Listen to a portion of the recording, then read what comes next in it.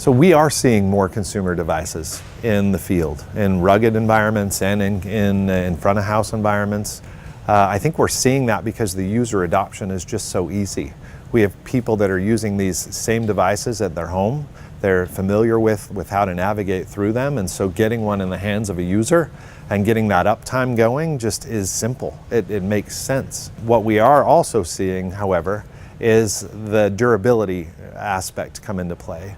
So those devices aren't purpose-built and don't have that rugged nature to them.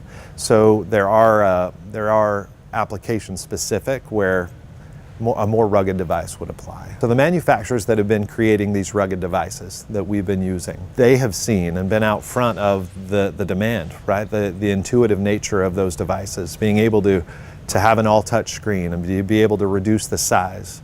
The key for them is keeping those devices rugged, and they've really invested the R&D into making the devices that are ideal for users but still rugged enough for the environment. So we've seen a shrinkage of the physical footprint of devices that have really come down to fit the user needs for a lot of field workers and a lot of engagements. Consumer devices don't have the same life expectancy as rugged. That's why they're called consumer. Those rugged devices have been invested in the durability, and that's really the main point of them. When looking at a total cost of ownership, a consumer device off the shelf versus a rugged device off the shelf is significantly less. But when looking at the durability aspect and the support aspect and looking at the life expectancy of that device and the support offered from the manufacturers, it really makes you look at the total cost of ownership from a complete install base. When a consumer grade device is paired with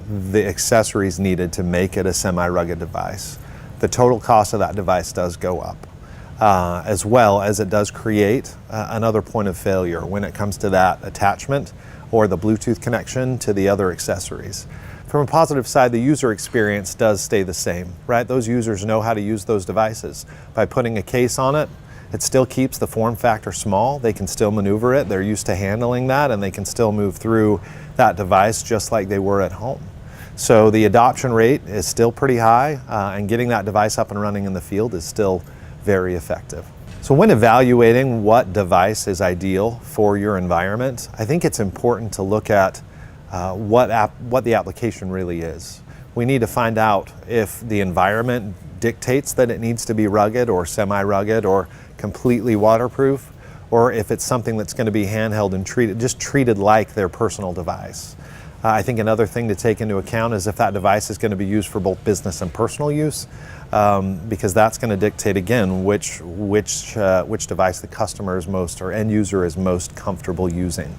At Main Street, our goal is to find the ideal device that will function in the environment that our customers need it to function in, fulfilling the business need that they're really after. Deployment strategies don't really change whether it's rugged or semi-rugged or consumer.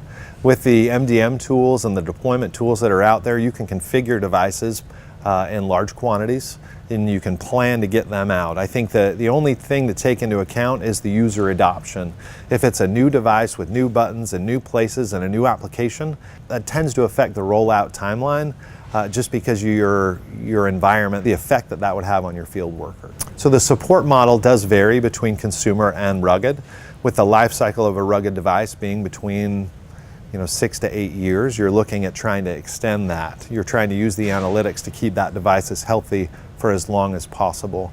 With a consumer device that's bought at such a low cost that the implementation and the repair process is kind of limited. You really need to get that device through the Q&A process as quickly as possible and get it replaced and get the field up and running again.